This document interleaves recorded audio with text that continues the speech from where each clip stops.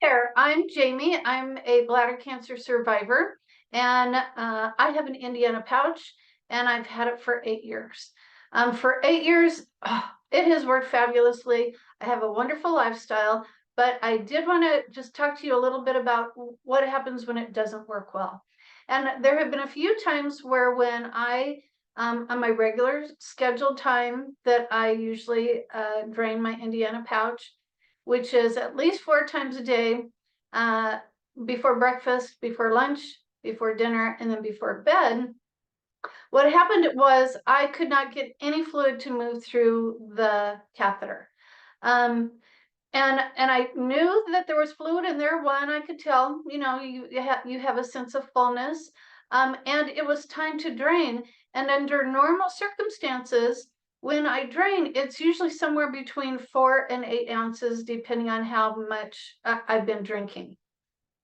So again, a couple of times, again, at least 3 times, it's happened where I couldn't get anything to move through. First, I'm going to tell you, don't panic. That doesn't make things any better. I'm going to show you what I use to get it to start draining, and then tell you how to avoid it in the future. So if you still have your irrigation syringe, and what I used in the beginning was a syringe that was 2 parts. It had the plug that you pulled, and where you were pulling water into the irrigation syringe, and then inserting it into the catheter and plunging, you getting the plunger pushed through, and you were filling your Indiana pouch with water. Think of this, you're going to do it in the reverse. You're going to not fill it with any water. You're going to put that syringe on the end of the catheter. Again, the syringe is completely empty, and you're going to pull the syringe out. Okay, what that's going to do is it's literally going to suck fluid through the catheter. I found that very difficult, and I stopped using those kind of syringes very early on because I literally just could not manipulate the catheter and the syringe to 2 hands. So I want to show you this. This is what I found.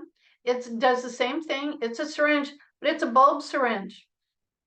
And so on those times when I couldn't get any fluid to flow through my catheter, I simply squeezed this and then attached it to the end of the catheter and released. And it was crazy. I had a time where it pulled mucus all the way up to here. I was so inflamed. And then I just removed it, and everything started to flow. So if you don't have one of these, I have a couple of other suggestions. So every mom knows what this is. It's a baby booger sucker.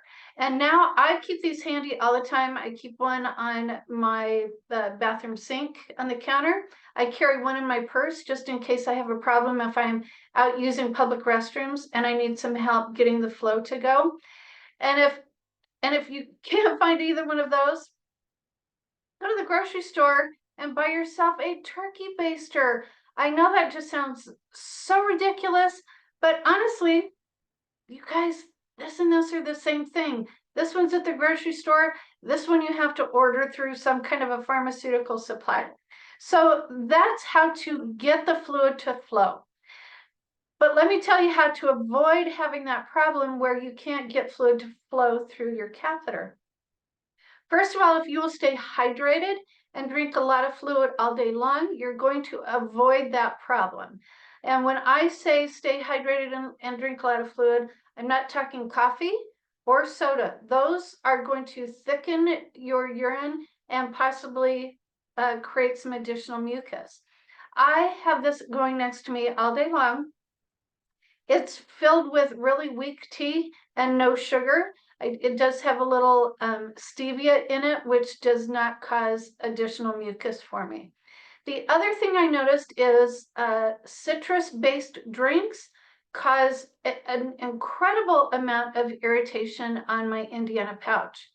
So orange juice, lemonade, margaritas, but I have a fix for that. So margaritas and squirts, any sodas that have a lot of citrus-based flavor to it.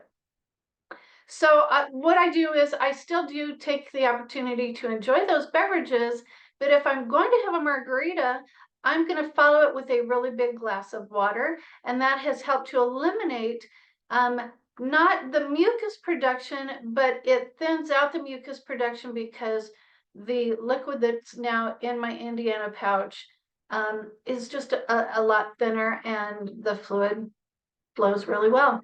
So that's my answer for you on what to do if you can't get your Indiana pouch to flow.